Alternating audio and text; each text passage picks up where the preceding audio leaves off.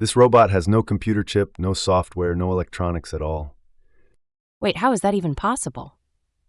It is made entirely from biomolecules and nanoparticles, and it just targeted cancer cells. We are talking about a nanorobot, a real one, not science fiction.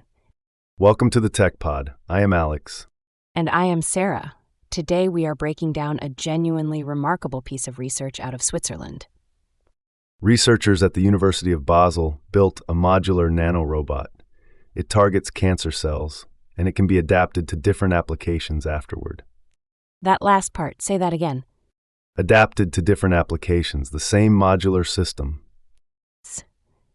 That is genuinely significant, because everything I thought I knew about nanorobots said they were one-and-done devices. That has been the core limitation of the field. According to phys.org, previous nanorobots are almost always designed for a single specific task.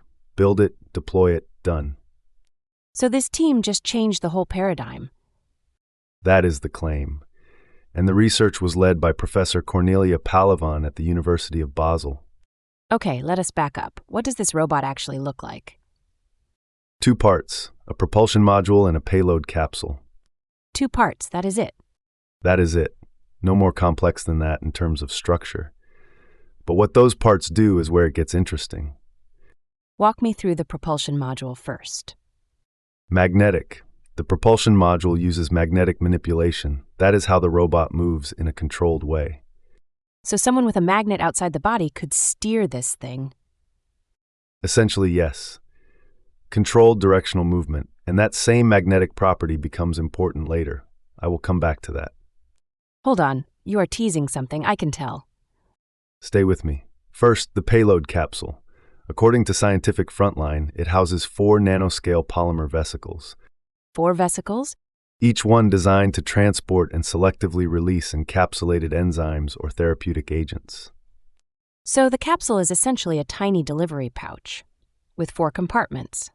4 compartments, each one capable of carrying a different therapeutic payload. Okay, but what does that mean for people, in practical terms?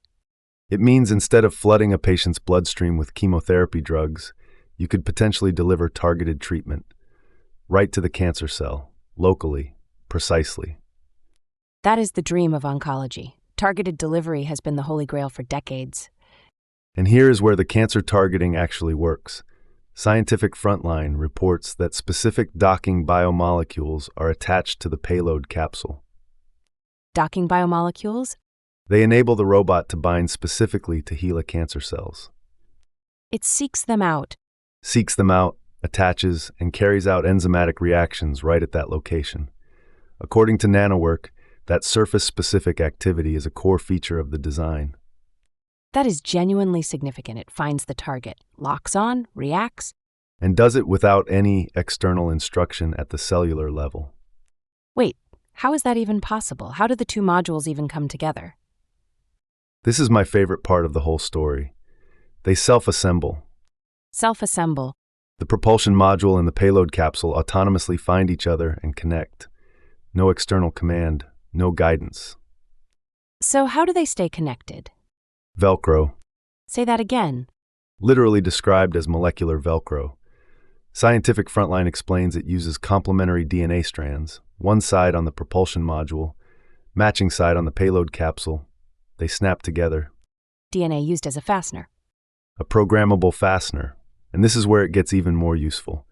That same DNA coupling system can also be programmed to disassemble the 2 modules. So they can be snapped apart on demand. On demand, which means you can separate the propulsion module, attach a different payload capsule, and redeploy. A completely different task. Same robot chassis. Same propulsion hardware, different mission. I want to be careful here because that sounds almost too clean. Does this work outside a lab? That is the right question to ask. And I want to be careful here too. This is still research stage work. The HeLa cell targeting has been demonstrated, but we are not at clinical trials. So we are talking proof of concept. A very compelling proof of concept. The targeting works in controlled conditions, but the jump to human patients is still a long road.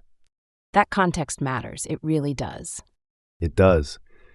But here is what makes this different from other promising lab results.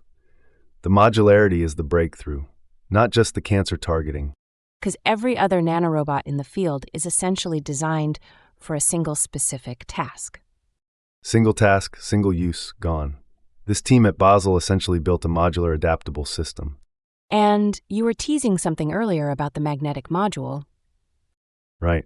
So after the robot completes its task, the magnetic propulsion module allows for magnetic retrieval. Magnetic retrieval. Retrieve it, reassemble it with a new payload, redeploy it. That changes the economics of this entirely. Because if these things are recoverable and reusable, the cost calculus is completely different. Completely different. You are not manufacturing a new device for every treatment session. That is genuinely significant from a medical economics standpoint alone. And remember, this robot has no chip, no software, no electronics. It is built from biology, biomolecules and nanoparticles. That means it is potentially far more biocompatible than anything with synthetic electronics inside a human body. Okay, looking ahead, what do we watch for? 3 things. First, does the targeting hold up in more complex biological environments beyond controlled cell cultures? Second, how does the DNA Velcro system perform after multiple assembly and disassembly cycles? And third, does Professor Palavin's team attract the clinical partnership funding to move this toward trials?